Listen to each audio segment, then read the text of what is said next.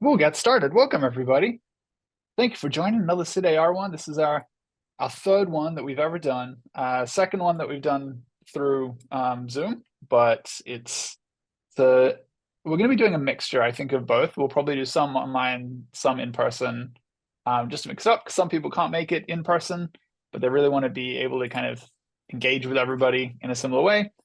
And some people really want to be in person just because it's fun to be in person and we can do AR demos and have headsets and try out each other's work that we've been building. So different things for different events, but we'll try and do a mixture of different ones. Today's one, online mainly due to necessity, but hopefully next one we'll have in person.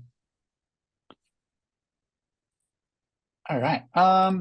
Important thing that you would have already been told by Zoom, but we are recording. So there's no obligation for you to have your camera on or your mic on. You can be just lurking throughout the entire thing if you would like. You can also just be observing and popping in and out. Totally fine, whatever suits. But yes, you don't have to be actively participating if you don't want to be on the recording later on. That will go on YouTube for everybody who couldn't make it today. If you do want to be social on social media, you can just use the hashtag of SydAR so that we can find it later on. But again, you don't have to. You can also just be hanging out and watching and being social throughout this. So you can chat in the Zoom chat, ask questions. And if you do want to jump in and say something, if you've got a question, feel free to also raise your hand in Zoom and we'll be able to kind of let you talk basically as well, because we're happy to have people kind of jumping in. All right, so what's happening tonight? We've got intros for anybody new, if anybody does want to introduce themselves. Also, again, no obligation, but you can if you'd like. We got Graham's going to be chatting through some job opportunities as well in the AR space. Then we'll just ask if anybody else has any opportunities in general, things that they're looking for people for a project, or they know of a hackathon, or any other things that they want to raise or talk about. We can jump in there.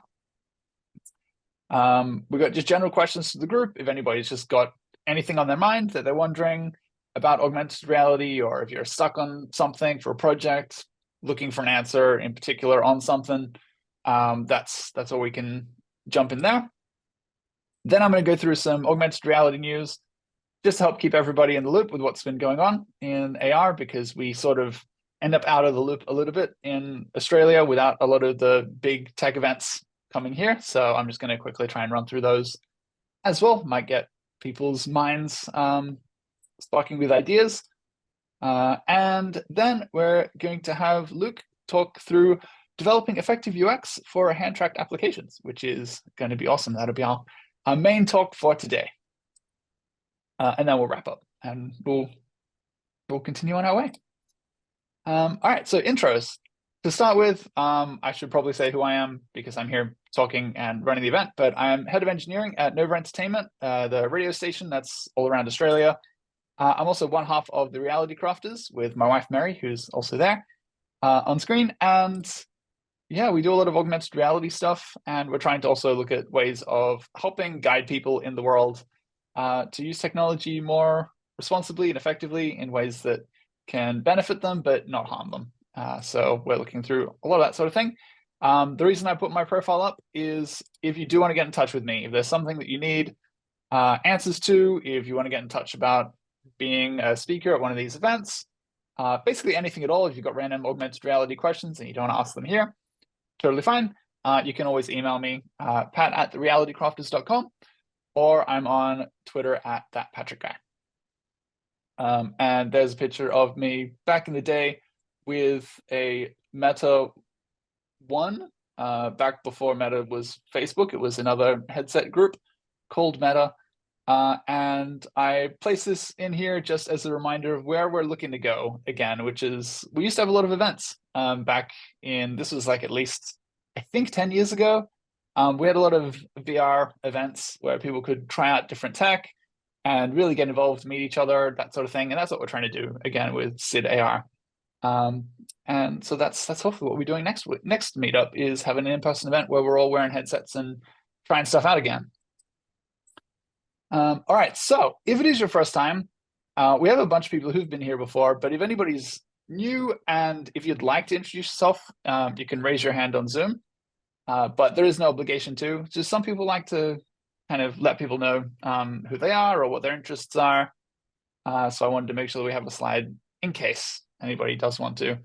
But so far, I don't see any hands. So, Mary, you want to go? Okay, I'll mute myself so that we don't hear me. Don't be scared to introduce yourself. I'm Mary. I'm the other half of the Reality Crafters. So I work with Patrick. He's my husband. And I am mostly working with Pat doing things like asset creation. Pat is a programming genius, and I do have certification in IT and programming, but I am not even a tiny fraction of the genius that he is, because he is a wizard. And I love AR because I believe it could lead to a path of humans having a healthier relationship with technology and reconnecting with the real world, as opposed to just living stuck to a screen, staring at their phones, etc. Cool, thank you, Mary. And I learned how to mute much faster in Zoom, which is a very good good lesson to learn. All right, cool. Anybody else? Feel free to raise your hand or just jump in if you like, because it's pretty small. Cool. All right, we're gonna keep moving on. Do you have anybody? No. Cool. All right. Next up is jobs. We're going to be for anybody, if you're looking for a job in AR or you're hiring in AR or looking for help with a project, this is the time we can have a chat. But we're going to start with Graham because Graham is our resident expert here, and we've got a few slides. Graham, feel free to let me know when you want me to switch slides. But yeah. Here's your slides. All right, awesome. Look, I'm the director of EF Digital. We're a digital recruitment company who have a real focus across all things spatial computing, AR, VR, 3D, and games. So we're a Sydney-based business, but we recruit all over Australia. So a lot of work down in Melbourne. We're seeing an awful lot come out of Brisbane as well at the moment. Of course, with like Sydney, Canberra, and a tiny little bit in Perth as well. So I'm not sure if there are people on the Zoom from other states, but we certainly do represent candidates and work with clients all across Australia. Yeah, if you just want to just flick on to the next slide. So just to give you a bit of a flavour of a couple of things of what we are working on right now, we have got a Sydney-based role for a Unity C# developer for a VR health tech business. They focus on therapy and rehabilitation using VR. This one is a 3-month fixed-term contract, but which could likely extend. They are looking for somebody with commercial Unity C# experience, ideally somebody that has worked in VR. Just as well, as I said, we mentioned that we work in Melbourne. We've got a good games developer role on this one, more Unreal C++, with a focus on like level design there. So these are 2 roles which we work on. We've also today just been given a bit of a heads up that we are expecting roles for a AR studio in Sydney to do some technical artwork for those guys. So that will most probably be a daily rate contract to start with, which could go permanent. But after a last kind of couple of months where things have been pretty quiet, we are expecting to see a bit of a pickup come new financial year. If you want to flick on to the next slide, please. So as I mentioned, you know, it's not just roles that we are looking to fill, but we are also working with some awesome candidates as well. I'm not sure if there are any hiring managers on the call today, but just to give you a flavour of a couple of candidates that we're working with right now, you can see there the level of experience. Now, I won't run through every point there, but very much this is the type of candidates that we work with. So we're always working with either developers, artists, designers, project managers, producers, you know, basically any of the skill set which you'll see within the spatial computing studios or the game studios or the VR companies, AR companies, those types of skill sets are what we work with. So good candidates there who are now actively looking for work and are immediately available. So if either of those are of interest, or if there's any other roles that people are looking to fill, then please, the next slide, I think if we just tick onto that, has got all of my contact details there. You can find me on LinkedIn as well, or I'm sure Pat will be able to share my details. So anybody who is either looking for work or is looking to hire, please don't hesitate to reach out. I'd love to talk anytime.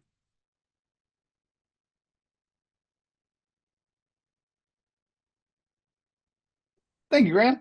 And yeah, you. definitely don't hesitate to get in touch with Graham if you've got questions, if you've got, if you're looking to work towards getting into augmented reality, and you're like, hey, what skills do I need? What sort of roles are there out there? Graham's got a lot of knowledge that he'd be able to share to help you kind of work your way across. And Mary has just put in Graham's email, which is helpful into chat if anybody's trying to get in touch with him there. And yeah, Connor said that glad to see the markets picking up again. Past few months have been a bit quiet. So yeah, that's true. There's a lot going on, which is nice. Especially if you're willing to move states every now and then, which then would add a lot of benefit to us having these virtually as well, so that once you switch over and you go live in Melbourne for a little bit, you can still join in our catch-ups here. So yeah. With that, I'll go back a few as well. Is anybody else looking for a job in AR or looking for help with a project that you're working on at the moment? If so, feel free to raise your hand. And otherwise, you can always post in the Meetup group as well, or email me or Graham later as well, if you don't feel comfortable saying it in a call. All right, we have no hands up, so I will continue on. Okay, opportunities. So this is one which is a lot easier for us to give, because it's just what is out there at the moment. If you're looking to get into augmented reality a bit, if you're looking for something to do, and you're looking for like an excuse to get out and make something, opportunities is pretty much that. And we do have one that is still going, and conveniently was just extended, the deadline. So Niantic, the company behind Pokemon Go, they have a ARDK called Lightship that you can use to make augmented reality apps using Unity. It is my favorite way of making Unity stuff. Me and Mary have done a bunch of apps using Lightship in the past, and it is really, really cool. There's a lot of really fun stuff you can make with it. And a lot of the competitions and stuff that we've entered in the past were run by Niantic, and we're very similar to this sort of competition here. So they've got a location-based AR challenge where anybody can submit. So you can make an app within the next 2 weeks or so. You have to go by June 28th. But if you put together an app, you can submit it and have a chance at prizes. So their prizes are for 2 different types. So also, if you aren't a Unity developer, but you want to make stuff using web, you can also use 8th Wall, which is also nowadays owned by Niantic. So you get a $2,500 cash prize.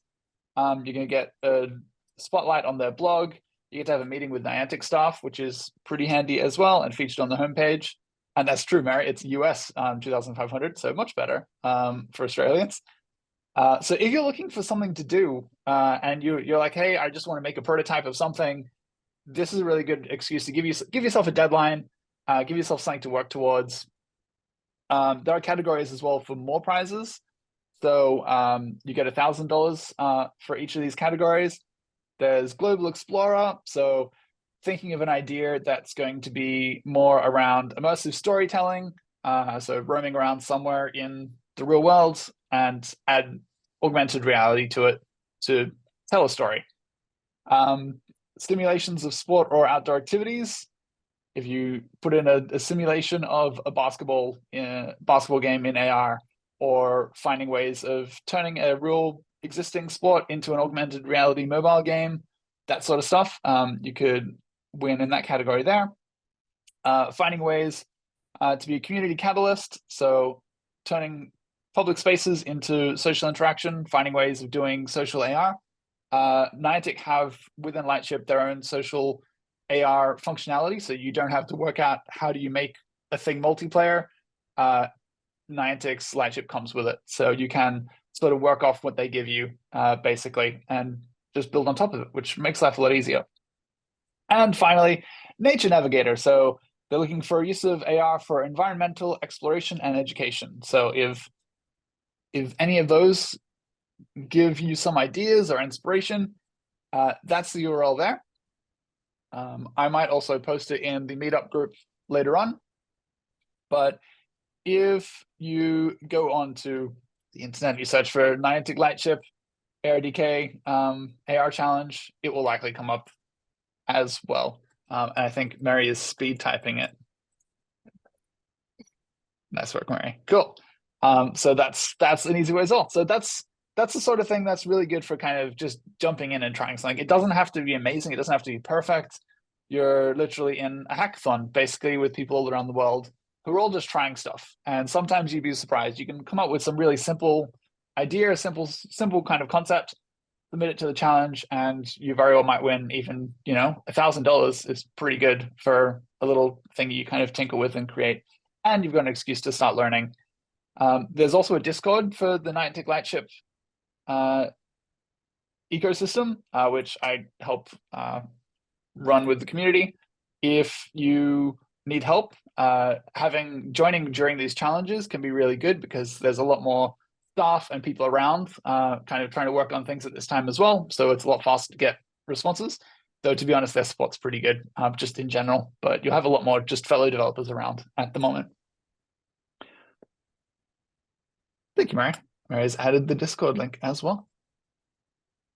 All right, does anybody have any questions just generally to the group around, oh, Connor, you've got one actually. We'll go back to opportunities. So I could say, Connor gave a link as well in chat. He said, Meta just had a hackathon for their mixed reality presence platform.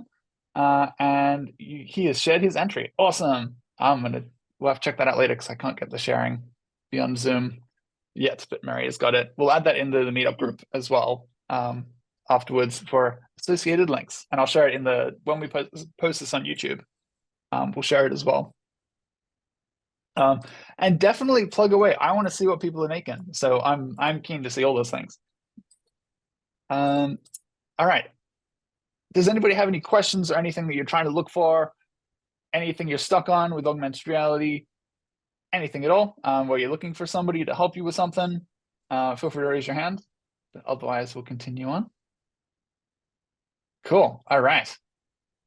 AR news. I'm going to go through and do a quick bunch of AR news just to keep everybody up to date with what's been going on in AR.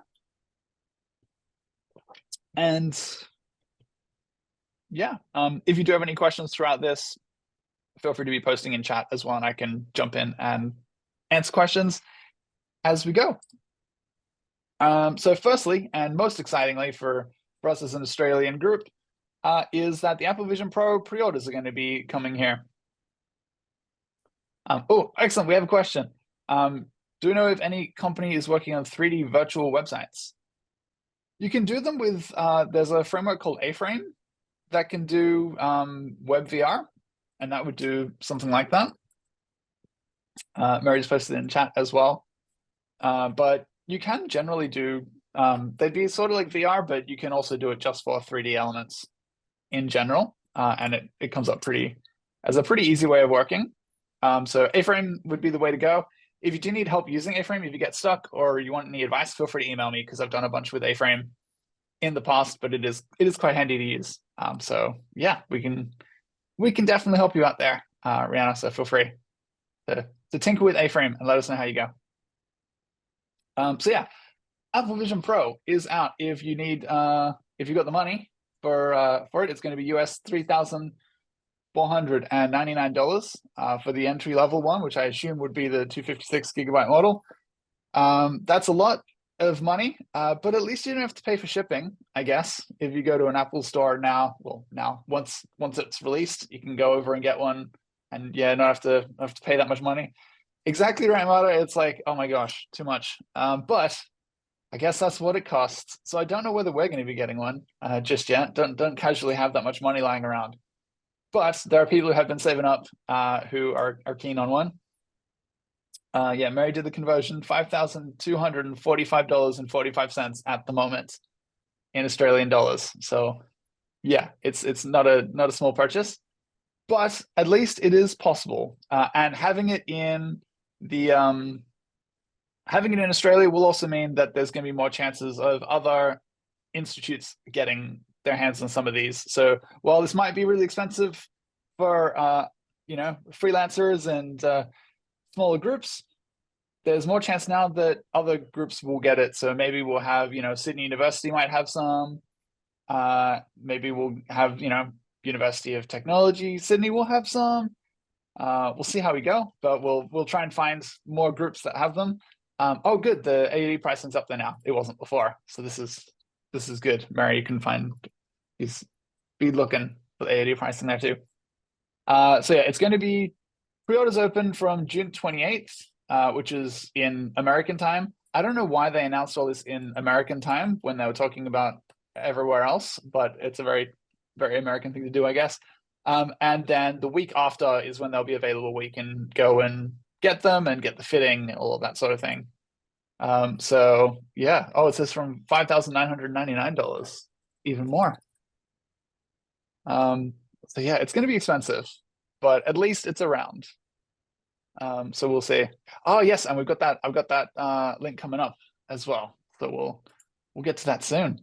I also wanted to quickly go through. So we had WWDC wrapped up, where they actually did have augmented reality announcements to share about what's coming in the Apple Vision Pro landscape. So Vision OS, the next version of Vision OS, that's what runs on the Apple Vision Pro, is going to be soon able to make spatial photos out of 3D images. So take existing photos that you've taken on your iPhone, turn them into 3D images using machine learning.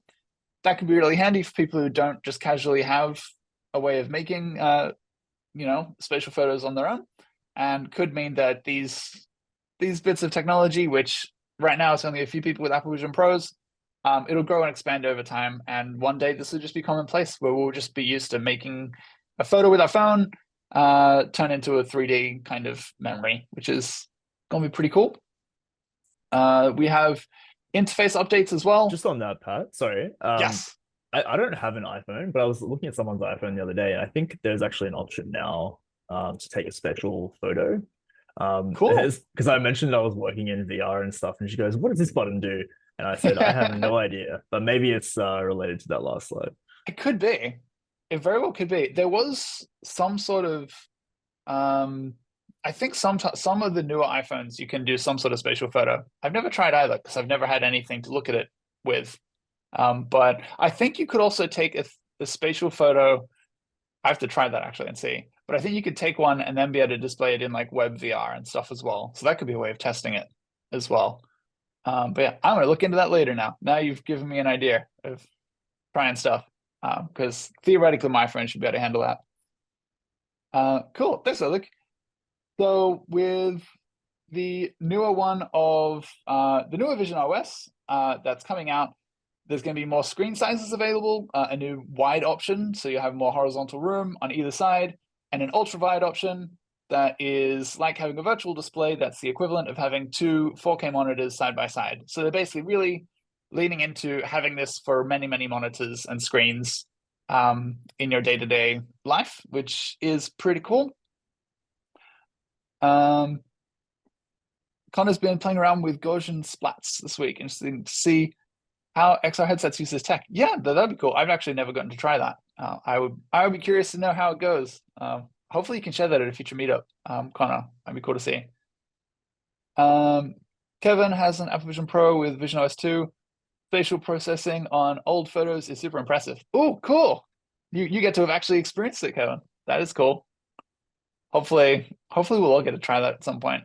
But I think that is something that's really going to help is once Apple Vision Pro starts to get really kind of smaller, lighter, something that really, anybody can have, then people start getting used to having just really cool spatial processing in all their pictures. It'll just be a normal thing where everybody will just be over just seeing a flat picture. That'll just be boring, which will be an entertaining world to live in.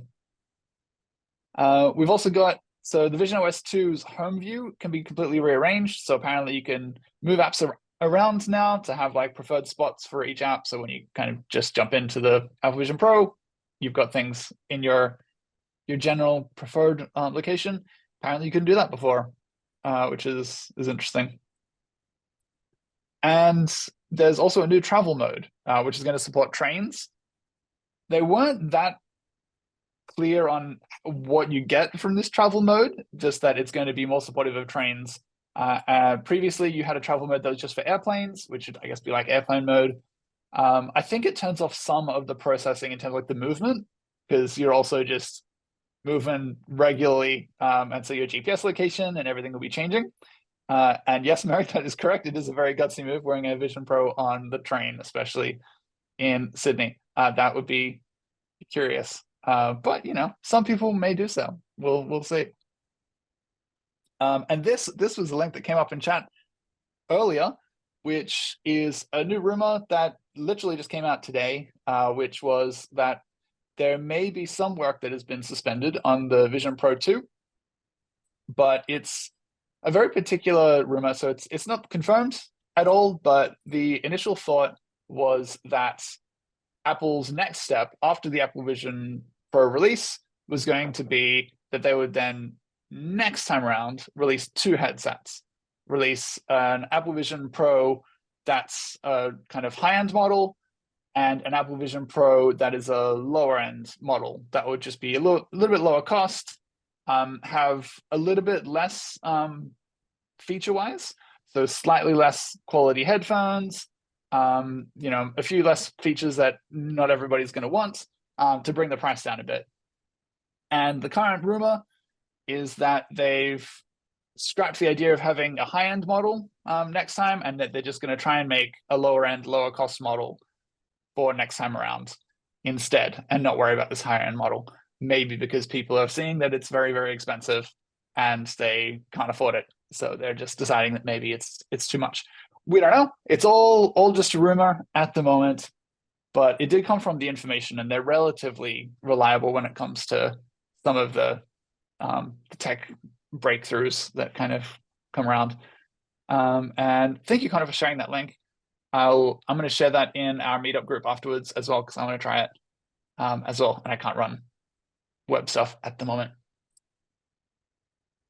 And this also was pretty recent. If anybody has been working with SnapAR at the moment, you would know all about Lens Studio, but there's a newer version of Lens Studio 5. It's been out for a little while in beta, but it is now officially the main release for making anything with SnapAR. It has AI capabilities, so you can type in to the editor something that you'd like it to make, and it can generate it for you. So if you're trying to make something and you don't have, you know, the ability to make 3D models and stuff yourself, you could get it to produce one for you. You've also got the ability to build your own plugins for Lens Studio. So if you are a professional trying to build stuff and you're like frustrated that Lens Studio can't do something, you can now extend the abilities yourself, make something for the platform, and that's kind of cool. And you can't do that at all in other competing services from likes of Meta yet. And yeah, because it's no longer in beta, it should be a lot more stable now, and relatively fine to be using day to day. Another cool thing, but may also be a bit too expensive for a lot of us, unless you've got connections or you're a student and you might be able to get your university to purchase one, or you're part of a bigger studio. But Canon have a spatial lens coming. So there was mentioned briefly in chat earlier about having spatial video. This can do that. If you're looking for a way of making spatial video that then you could have in headsets, in, you know, doesn't have to be the Apple Vision Pro, could also be the Meta Quest 3, and all sorts of things.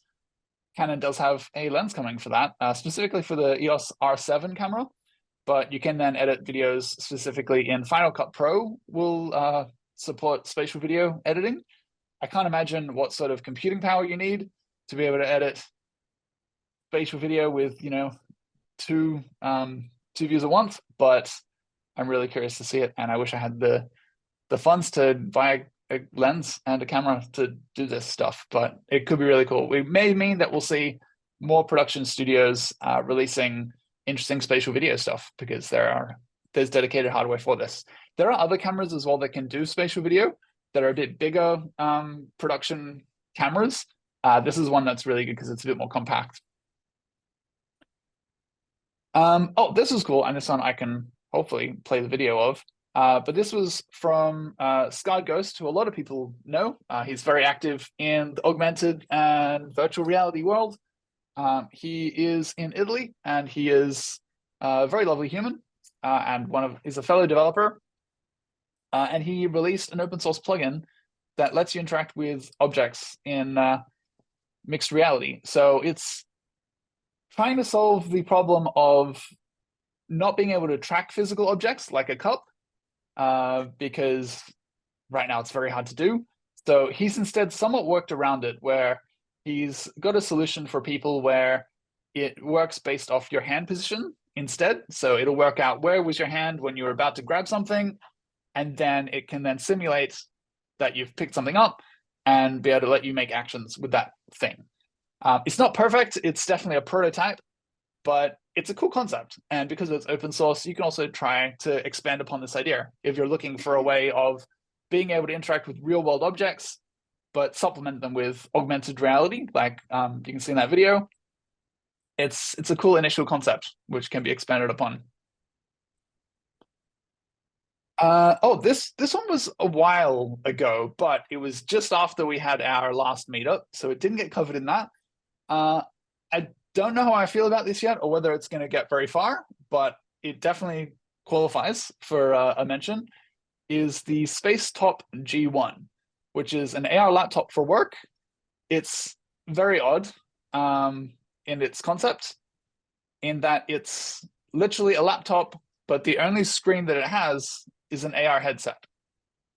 So it's very, very, very targeted at people who want to use AR day to day, as you know, the idea of infinite monitors and that sort of thing.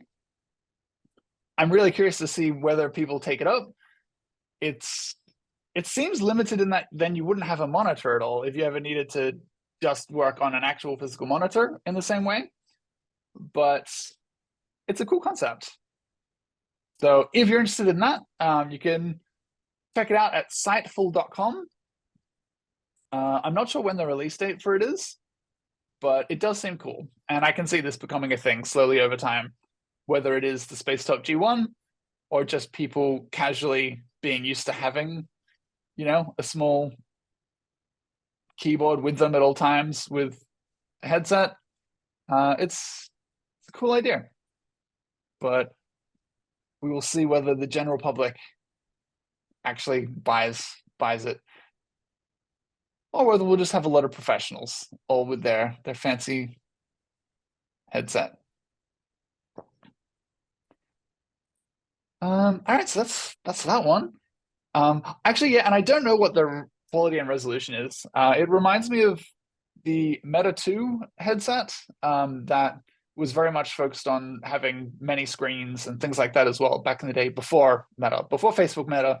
The other Meta headset was really similar to that, but I think that one's this one here is a lot more kind of closer to your face screen wise, and I don't know how much. Yeah, I don't know what the resolution would look like, but theoretically it's enough that you can read text and stuff because it's built for working on it. So yeah, we'll have to see how it goes. Maybe I'll be able to get a demo from them someday at a physical event so we can all actually see what it's like. And Microsoft had a bunch of layoffs just across their company in general, but it did also impact the mixed reality group. We haven't heard a whole lot from Microsoft, to be honest, around mixed reality in general. They have been very, very quiet compared to pretty much everybody else, but they have reassured everybody that their team is smaller, but you can still keep buying HoloLens 2 headsets. They're still shipping at the moment, and they are still working largely and mainly with their US military version of the headsets. They call it the Integrated Visual Augmentation System, which is basically just a modified version of the HoloLens 2.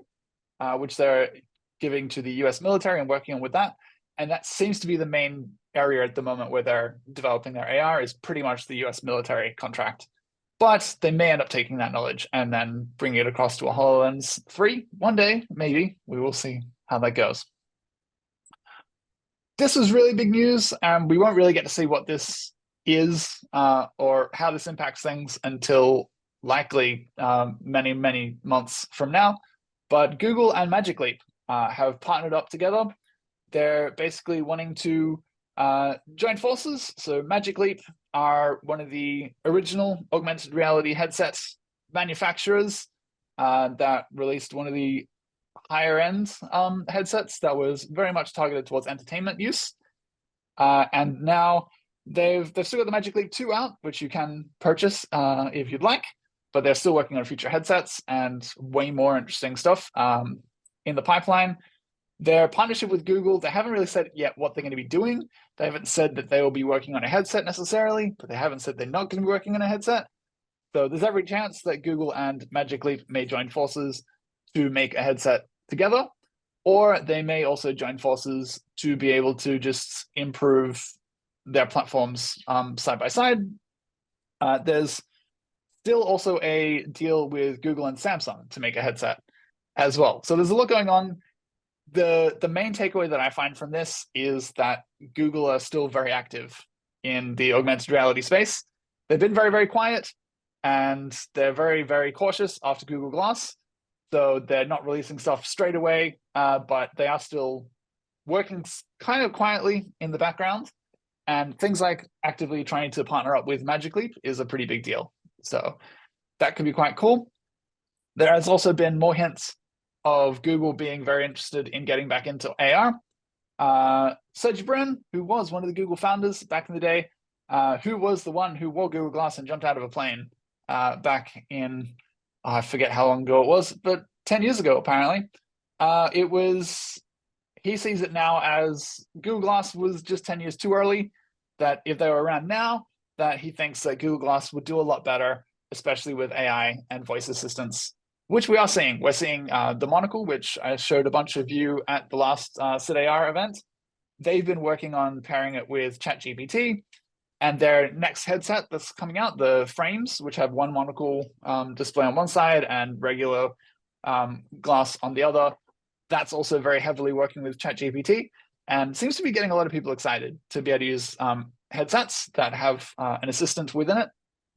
And also, Google did have this, which hopefully the video will play, where I'm not going to show the whole thing because it's not the whole thing that is AR related, but it's very similar to what we've had in the past when it came to ChatGPT demos of being able to speak to an AI assistant and have it kind of give you advice as it sees what's around you.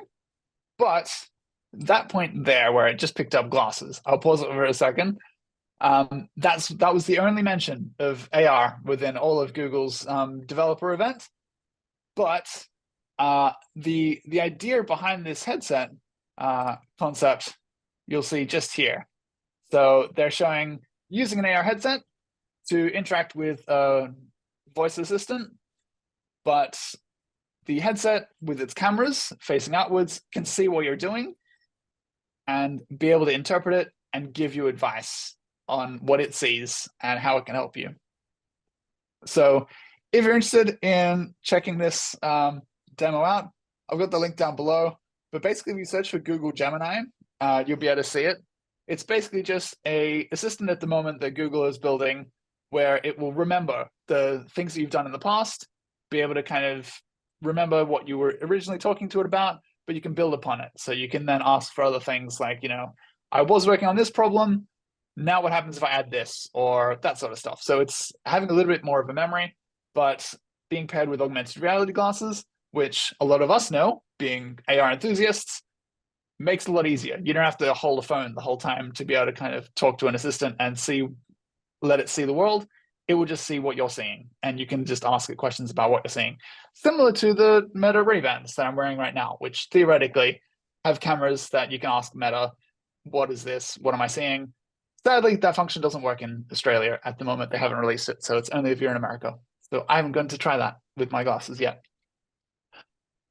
This was also really, really cool. Very, very early days, but there was a group at Stanford that have a really, really cool new bit of technology that they're working on, where they built prototype lightweight augmented reality glasses where you can still see the world around you, but you can also have 3D holograms within the view, but not in a chunky headset. So it's way more smaller form factor. And the way that it works, I can't go into the full details because it's just very hard to explain, and I am definitely not a engineer that could kind of go through it in detail and explain it. But basically, it uses waveguides, and what a lot of the other headsets use that we've seen in the past with like Magic Leap, but it also uses AI to try and do a lot of the processing so that it can be a lot smaller and thinner, and can also then react in real time to things like lighting changes or environmental changes or things just changing in general in your view. It can kind of adapt for you. Seemed really, really cool. This is how thin they are, which is quite impressive. So very, very lightweight. Probably won't see this out in the real world for a little while, but shows that it's possible, shows that people are working on it, and that bringing in AI and training it can make a pretty cool difference in terms of what conventionally you had, which would be 2D flat images, which you'd see a lot, to having more 3D vision and stuff that you can put in your real world space. So that was really, really cool. And definitely a prototype still, but cool. And this one is for anybody who's looking to do a lot of heavy work in AR with hand tracking. There was a new data set that came out for 3D hand object interactions, where if you're trying to do some sort of machine learning work where you want to be able to test your stuff with how people would use their hands, this is a open for anybody to use set of data where you can train up being able to track people using their hands, basically, which sounds a little bit ridiculous, but is actually very helpful to have this sort of thing on hand if you're looking to build something with hand tracking and know that it works. So that is quite handy as well. And with that, that is all the AR news. There was actually a crazy amount because it's been a little while, but that's everything, which means we get to pass it over to Luke. If you're ready, Luke, I'm going to stop sharing my screen so that you can share yours. Cool. And Luke's going to share some of his knowledge with us today. Awesome. Thank you so much. Let me share this bad boy. All righty. Can all see that? All good? Excellent. Looks good. All right. Cool. First of all, thanks so much, Pat, and everyone for throwing this. This is a great community, and I'm really keen to see it grow. I'm keen to see more of this stuff happening in Sydney and further out. And yeah, just thanks. So yeah, effective UX for hand tracking. So I've been working with the Quest 3 for about 6 months or so. Had the Quest 2 before that. But what really blew me away in particular about the Quest 3 was the hand tracking and just like the seamless kind of development experience in mixed reality. So I wanted to kind of contribute to how we think about hand tracking, as it's a fairly new concept, or at least fairly new to being like a big thing. I know it's been around for a while, but it really is getting popular now. So I think it's important to kind of start to think about how we can design our applications with hand tracking in mind, because it requires a little bit of out-of-the-box thinking. So I'm Luke. I'm a PhD student at UTS. I'm working with VR and physiological computing to try to find better ways of learning in VR, using things like cognitive load theory to optimize learning. And I'm also working with iJack, which is an immersive art company. They do a lot of VR, AR stuff. And I want to give a shout out because I met the founder of iJack at the last meetup, Lucas, and started working with him. So yeah, this is just goes to show you guys are doing something right. Cool. So essentially, I want to just have a look into hand tracking and deconstruct it a little bit and see how it's currently being used. So there'll be a lot of examples of how I think it's done well and what could still be done a little bit better. And then I want to kind of start to establish a very basic framework of how we can think about designing applications with hand tracking in mind. So as I mentioned, this will be from the perspective of Quest 3 and using Unity, but this applies equally to Unreal and other headsets as well. I know that the Apple Vision Pro has pretty much all the same kind of capabilities I'm talking about here, just be done in a different way. So why do we care about this? I think, like I mentioned, it really blew me away when I first used hand tracking. And I got really excited about it. Just this idea of actually being able to use my physical hands and be free of controllers. And for people that are not really gamers or, haven't used VR a lot, if you design the app correctly, I think that it has the potential to be far more intuitive. So yeah, if it's done right, I think especially for training and things like that, if you can really see your hands, I think that there's such an immediate connection there that can really help people immerse themselves. But like I mentioned, we do have to kind of think about how to replace these controller functionalities because it's not always kind of a one-for-one replication.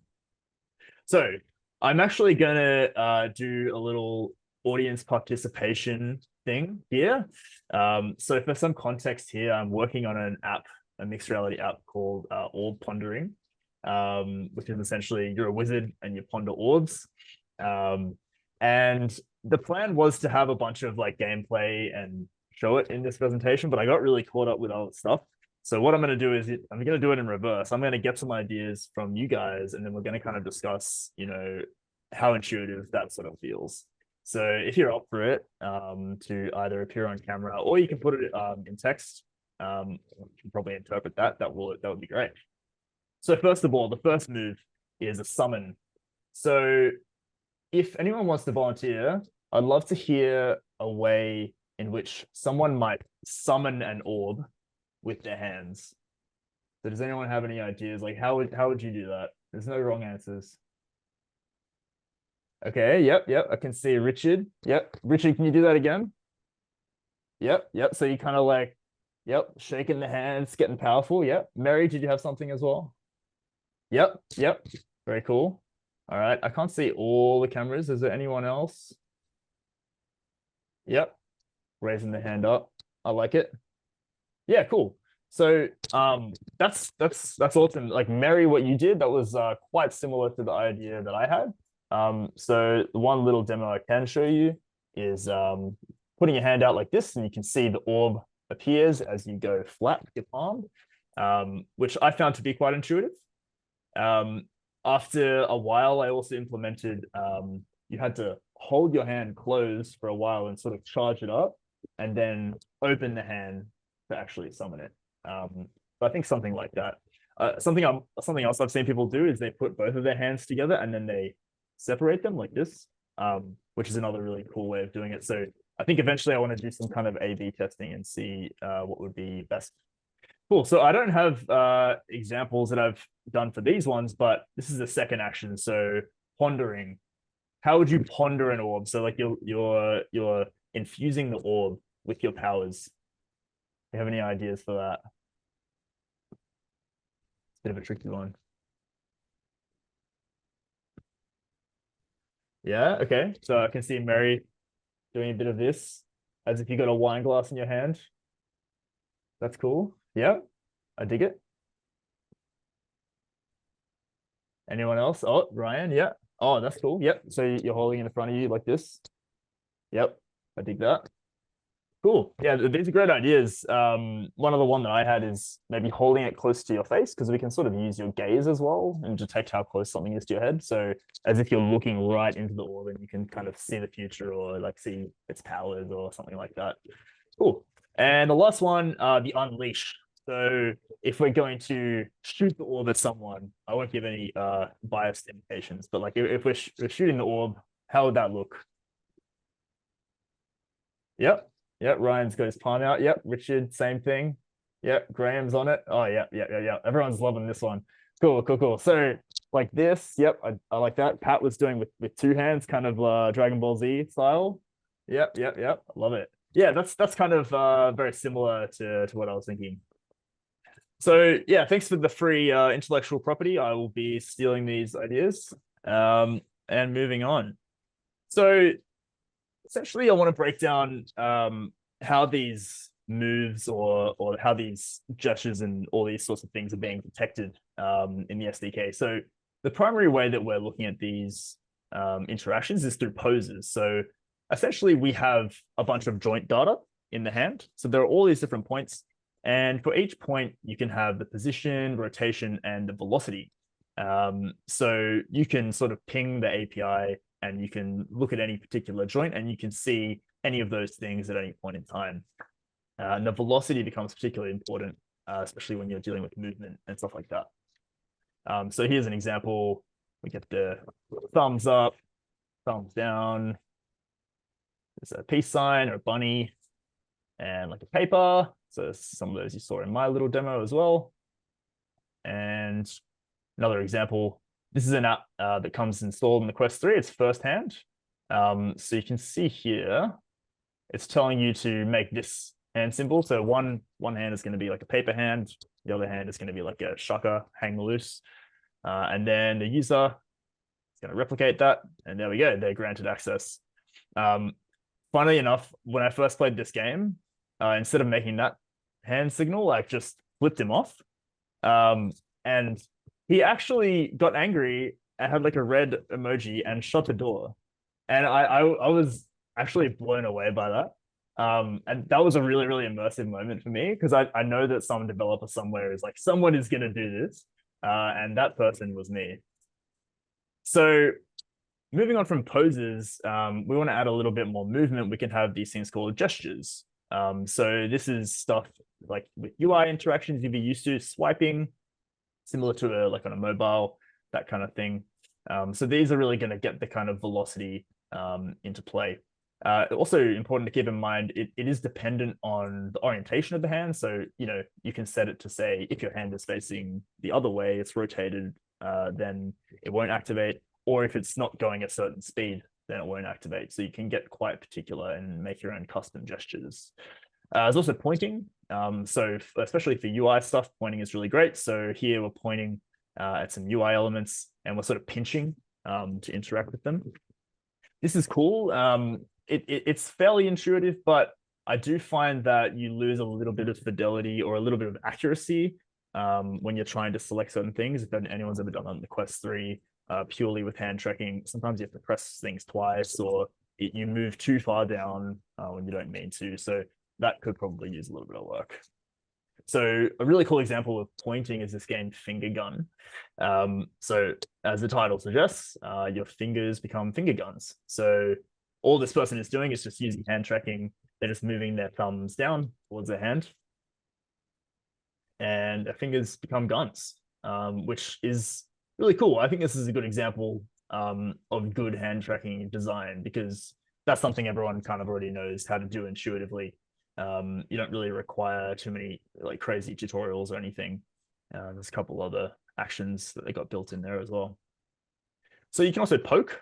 I find that poking is really, really good for UI interactions like buttons and things like that. It's probably one of the more kind of responsive feeling interactions that we have in the toolkit. So you can see here when someone's poking something, we've got a poked state, so it's going to turn blue. But then there's also a fully poked state. So when they push it in again, it's going to go green. So that means it's 100% poked. Whereas when it's blue, it's kind of halfway. And we can also switch hands. So here they're going to move over to the other hand and it will remain poked. So it's kind of quite versatile in between the two. So now that we have those in the toolkit, we kind of can start to put together the hands and have these multi-hand interactions, which opens up a lot more possibilities, allows you to get a lot more creative. So here we can see that they've got their palms open flat. And then once this happens, then they can use their other hand to start messing around in a menu. And then the bubbles will come up and they can select the bubbles. And then similarly here, they have their hand kind of on the side. This is kind of like the building mode in this game. And then the other hand is pinching and dragging to select things. So this kind of explains how we can have these different states of like, if you have one orientation, then some actions are enabled, and then another orientation and they're not. Another cool example is this air guitar game. So they're using both hands here. And you can see by the color coding here which fingers are activated as well. So it's not just the hands, but also each individual finger. So essentially just have an air guitar hero. And I find it interesting, she's also using a real guitar here. It's pretty funny in the video because the real guitar just sounds terrible. She's just like like strumming open strings. But in the game, she's kind of rocking out. So I thought this was pretty cool. I found that like, yeah, in this video, she does lose hand tracking a little bit. And I think it's because there's a physical object here. So sometimes if her fingers go under the neck here, the tracking will be lost. Obviously, the camera needs to be able to see your hands. So that's something to keep in mind if you've got real physical objects you're interacting with. So locomotion is an interesting one. And this is something that has been somewhat of a difficult problem in VR and AR and mixed reality for a while. So here we're going to use teleporting, which is pretty common to VR. Either you teleport to like predetermined spots like this, or just anywhere on a certain surface area. So here they're going to point sort of to the sky, and that will activate the teleport reticle. So they've got it open there. And then once that's open, so we're in that kind of second state, then they can pinch and they can move. So this works okay. I don't really have a better solution, but I do find that it is a little bit janky. I didn't find this too good, especially when you're combining it with this snap turn. So you'll see here in a second, once they get the hang of it, they're going to pinch their fingers to turn. I found it quite difficult to sort of teleport and then pinch in quick succession. You kind of have to like move your hand, and then I don't know, I tried it for a while and I couldn't quite get it. So that's another area where we can kind of definitely improve. So if you want to start building stuff, there's never really been a better time. So the Meta SDK has these really, really cool building blocks, which are essentially just predetermined packages that you can bring into your game. And as long as you've got like a Quest connected or some sort of Meta headset, it will just work out of the box. So I did a little speed run and I said, how quickly can I make a hand tracking application? So I'll show you. I just recorded this like 10 minutes ago. So we open the building blocks, boom, camera rig, hand tracking, virtual hands. Gonna hit play. And as long as I got my headset connected, Unity will boot up. And boom, hand tracking. So it's super, super easy to start building these things. They do make it a little bit tricky once you want to get like quite specific with like custom poses and stuff like that, but there's plenty of tutorials out there if you want to do that. So when we're thinking about design of controllers and hands, there's a few things to keep in mind. So a lot of the time, which I think is a good idea, apps are supporting both modes of interaction. So by default on the Quest, if you are using controllers and then you put them down, your hands will just be activated straight away. And you can just kind of seamlessly switch between. So as long as you have that in mind in your development sort of pipeline, you account for that, then this is really a good situation to be in. So you can also use one on one hand and one on the other. So you can just use the hand tracking on your left and controller on your right, for example, or vice versa. But yeah, like some things like locomotion, for example, are a bit tricky with hand tracking. So it's not like a one size fits all solution. You can sort of see here. So we're interacting with the controller as per normal. And then as soon as we put them down, the hands come out and we can do our UI interactions with the hands. And then here's an example where you've got one in each. And then the same interactions can be performed with either one. So it's very, very versatile. Another really cool example is this first-person tennis game, which I tried, which I found that you can use with either just controllers or one controller in one hand. And I found that one controller in one hand was really good because I felt like I was really throwing a ball up with my right hand, which was using hand tracking. And then the left hand was using the racket, which makes sense to be holding a controller. You want to have some sort of physical weight to it. So I found that this is a really good kind of hybrid approach. So with the controllers, you do have more like classic gameplay elements, which can be really beneficial in some scenarios. So obviously, like you have a lot of button combos, and there's something physical to hold, like in that tennis example. If you're dealing with gamers or people who are like experienced with consoles, that can actually potentially be a more intuitive experience if they're already used to that. The haptic feedback is really good, especially for like tutorial levels and teaching people stuff, just to give them a small indication that they're doing the right thing. And also a trigger is really handy for UI interactions. Like I mentioned, you can get a little bit more accuracy than with the hands. And for shooting games, I think that's, you know, apart from like the finger gun thing is cool, but I mean, shooting a trigger is shooting a trigger. So obviously you need to actually have them around, and they're going to be charged. A big problem as well is people have found it hard to locate which button to press. So they've got the headset on, especially if they're on VR and not sort of AR or mixed reality. They're like, oh, where's the A button? They sometimes have to take their headset off and check. You can have like in-game models as well. This is pretty common, like you have a physical representation in the game, but people will still, especially if it's their first time, they don't get it. Like they get really confused. So locating buttons when you've got a headset on, if you're new to it, can be tricky. They can sometimes lose tracking in poor lighting conditions. But to be fair, this is also the case for hand tracking. You know, if the camera can't see the hands, then that's it. And yeah, like if they break and there's no backup, then you can't really control your application. Whereas, you know, I think it's quite nice to just be traveling around with just a headset and just use your hands if possible. So yeah, like with the hands, when it's done well, it's really intuitive and can be really fun.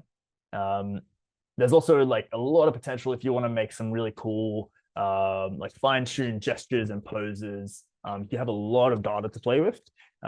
So, you know, there's the timing of like how quickly you're activating each joint, like which joints are in tandem together, the orientation. You can get really like specific with it, which is cool if you want to put the time in. Like I said, complete portability, very nice. Not having to carry around controllers and charge them. And I think personally for training applications, unless you're holding like a physical tool that you might want a controller for, hand tracking could be a better experience, just because, you know, intuitively you're seeing your own hands form things, which I think would potentially enhance learning. Obviously, not having physical buttons can be hard, so you kind of have to think around certain things to get the right kind of actions that you want. And like I said, poor lighting, you can lose tracking as well. So overall, I think we should kind of design with this hands first approach. So doing an exercise like we just did before with the wizard stuff, I think is really cool. Like kind of think about how would I intuitively use my hands, and then build the game from that perspective, rather than having controller controls in mind and then trying to kind of reverse engineer. So keeping it simple at first and keeping, you know, stay grounded in reality at first, at least. So it's like grabbing, pointing, actions that like users know how to do, even things like thumbs up and that sort of thing are really good to get users started. And then maybe as they get used to what it's like to track their hands, you can have more abstract movements. So yeah, like controllers still very much a good idea in a lot of scenarios, or, you know, using a hybrid approach, especially if you need that physical weight. And yeah, like try actually just doing something with your hands, and use this as part of the design process.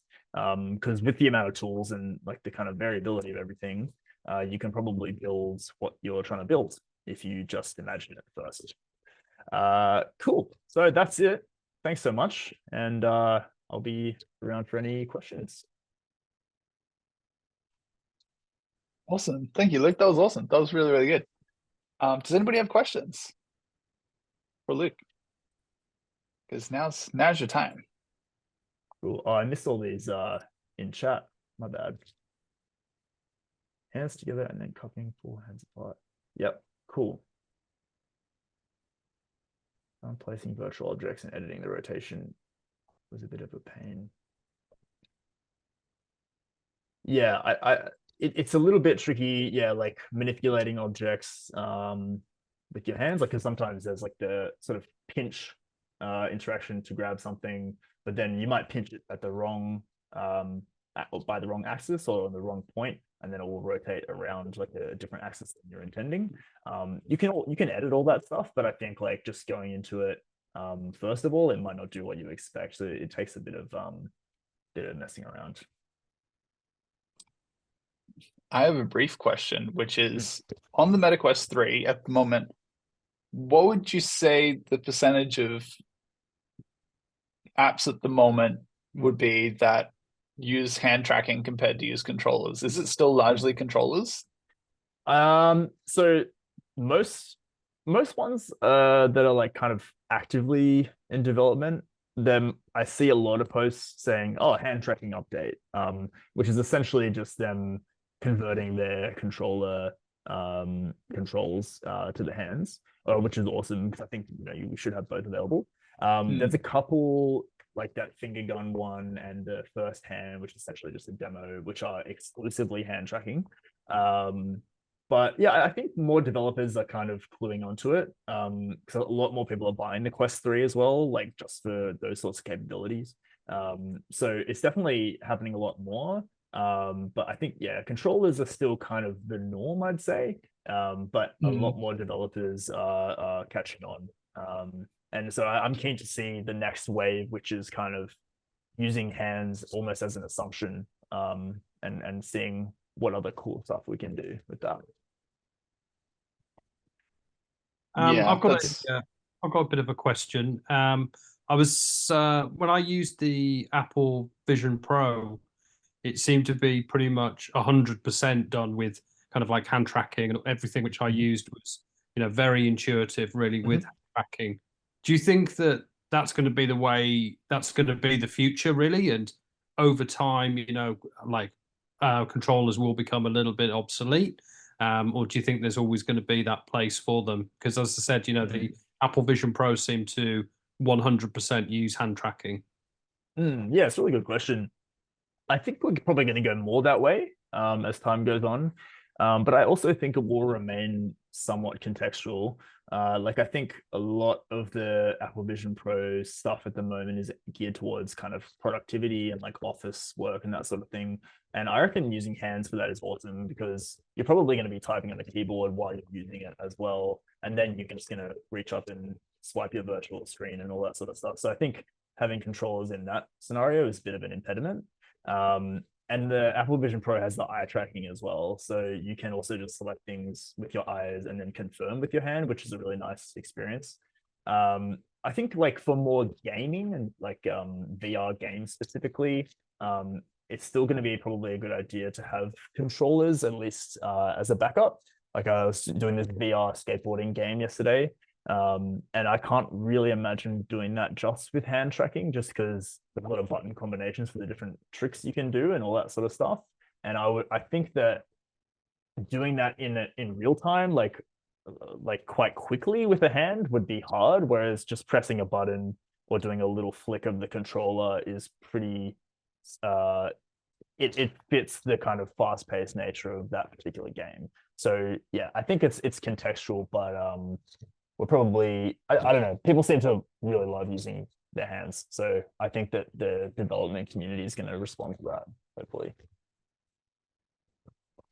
I had a sort of observation on this sort of subject where I had the Unity XR hands package running, and so that sample project. So I've got that running on the Quest 3, and even just sort of wearing it around the house and doing, like say doing the washing up, and you can see it tracking your hands, and you think it's like starts to sort of open up ideas of like, oh yeah, how can this be used? Analyzing human behavior, which I suppose this privacy obviously becomes sort of even more of an issue than it was before, maybe. Yeah, 100%. Yeah, it's interesting to do the things you normally do, but just do it in VR or in AR. Like I've seen some cool ideas for like cooking applications, for example. Visualizing the recipe in front of you while you're actually making the dish. Stuff like that is really cool. But yeah, it's kind of trippy, right? Just walking around and just seeing a representation of your hands. Haven't quite got it working on the Apple Vision Pro yet. But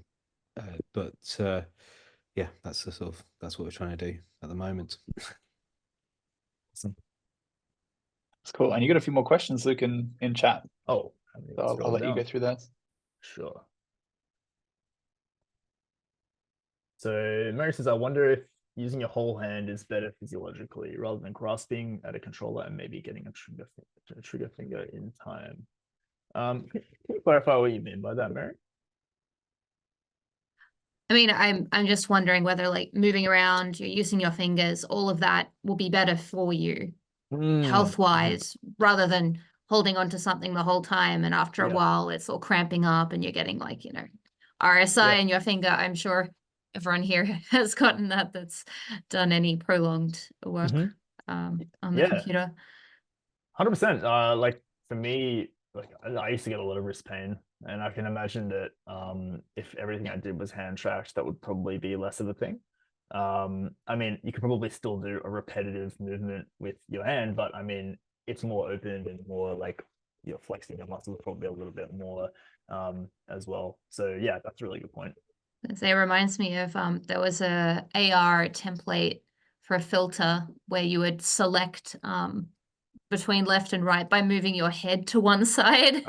And I remember being like, this is a terrible idea. It's just gonna like do someone's neck in. So I guess it could help, but it could also be done poorly and then cause issues as well. Yeah, that's why the design is super important, right? Like we gotta work with the tools we have being our hands, right? Like we gotta make sure it's ergonomic. So how easy would it be then to have props to give you the feeling of a real item, but still getting tracked as hand? For example, with a gun-shaped prop with a trigger. So it kind of sounds a little bit like some of that open source package that Pat was talking about. How easy would it be to have props to give you the feel of the real item? Yeah, that's a good point. So like, I guess you're saying if you're handed a virtual gun, and then you pull it with your hand. Yeah, I mean, I have certainly done things like that in VR and AR. It's pretty good, like especially for simple stuff like throwing a ball or something like that. The more kind of fine motor you get, the harder it might be.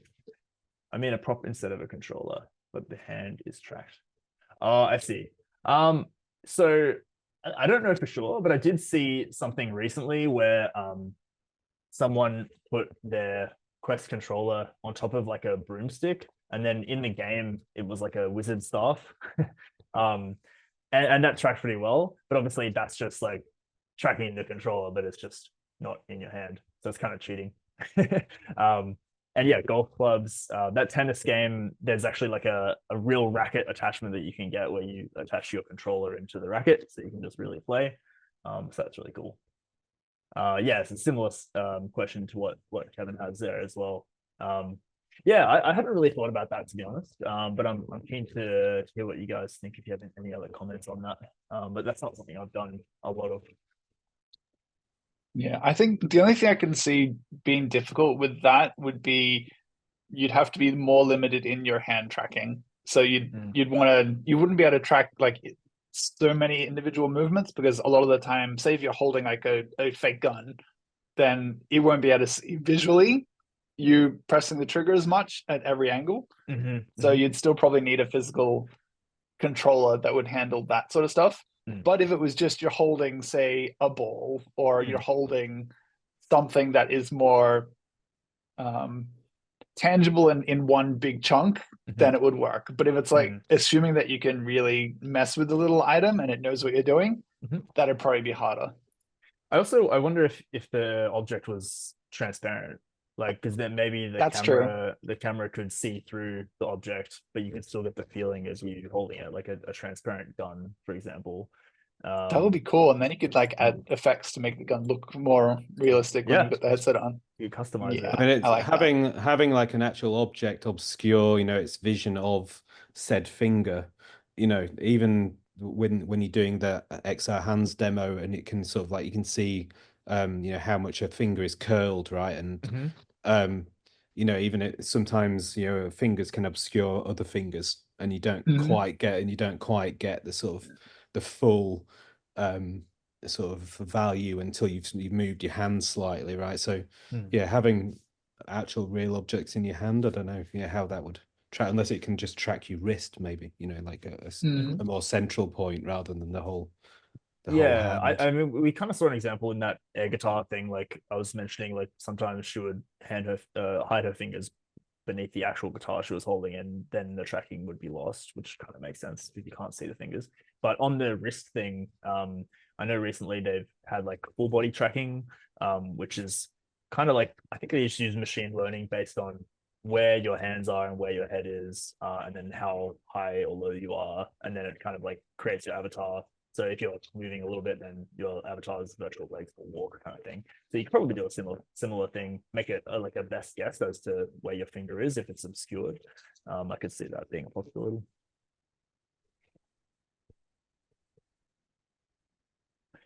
Cool. Yeah, that's about all I have to say. Cool. But yeah, thanks, Ace. Awesome. Thank you, Luke.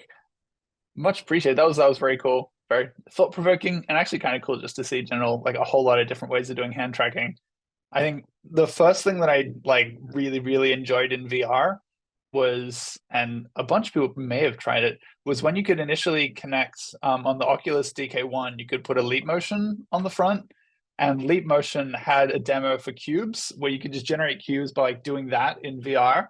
That blew my mind when I was just generating cubes just out of nowhere and flinging them around the room and making different sizes, and that was like really cool. And nothing really, for me at least, has kind of matched that level of kind of, it was just intuitive. It was really obvious what you had to do in the demo. And everybody I showed it to had no issues whatsoever with just kind of, here's headset, do the thing, make random objects. And people loved it. So all it takes is small, really simple hand tracking, and you can do really cool stuff. So yeah, hand tracking, it'll be fun, especially mixing it with augmented reality. So then you kind of creating things with your hands and stuff would be a lot of fun. Cool. And Kevin had one more mention, which was wondering if the Apple Pencil will be supported by Vision Pro, and Apple's U1 chip inside might enable super locked tracking of their own props. I'm going to assume that they'll probably eventually work together, but I also don't know how much tracking is within those the Pencil, because I know with a lot of the VR controllers and stuff, you need a lot more really precise tracking of movement and stuff, because you have to track like every axis of movement. But it would have the cameras in the headset to be able to kind of help adjust. So it could potentially be a thing. I know recently the Meta announced a collaboration with Logitech, who have like a stylus. So you can use that with the Quest now, or I'm not sure if it's actually released yet, but they definitely announced it. So I saw a demo of someone doing like some 3D modeling and sketching and stuff using like That would be cool. a pen just in the air. Seemed to work pretty well. Yeah, that would be fun. Cool. So I bet then Apple will have to, because they want to compete. So if that goes really well, they'll jump in.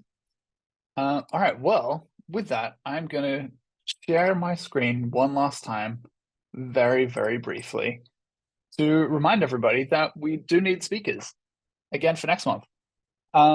It'll either be next month or the month after. It will depend on how we can get a venue for the next one, but it's hopefully going to be an in-person SydAR for the next one. So I'm not just looking for speakers. We're also, if you've got demos. So if you want people to try out your augmented reality creations and kind of give you feedback, we've got a few people at the moment who have already gotten in touch, really keen on kind of having something to show, getting people to try out stuff physically in person.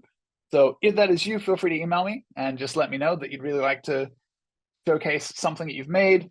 Let us know what the requirements are for setting it up. So whether you need a headset, whether you need a specific amount of space to be able to do it. And we can always go that. Yeah, power as well is important if you need a certain amount of PowerPoint slots and things like that. So we can make sure that we've got everything that you need on the day.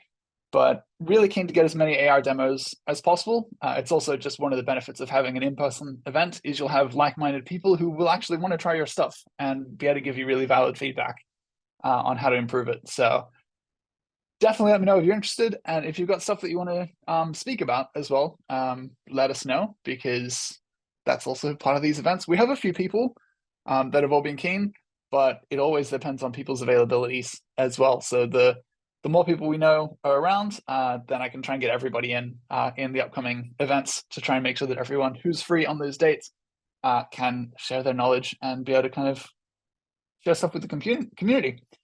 So yeah, get in touch, send me an email if you do want to get involved. And otherwise, thank you for being here for the third meetup, everybody. It's been fun. We will have a replay on YouTube. So if you do want to go back and find links and things, I'll try and put all the links in the YouTube description down the bottom. And yeah, feel free to share this around with people afterwards. If there are people in Sydney that you know that are in this industry or are just really interested in this industry in general and they don't know about the meetup yet, please do share it around and let them know, because we are trying to get everybody who is in Sydney or the greater Sydney region. And we can let people in who are in other states as well to dial in, because I know there are a few who don't have any meetup around them who really want to join us, even just virtually. Spread word, let them know so that we can get more people in as well, because the more people we have, the more we can kind of all share ideas and get advice and thoughts and things like that. With that, have a lovely day, everybody. Thanks for being with us, and we'll see you next time. Thank you. Cheers. Thanks, everyone. Thank you. Thank you.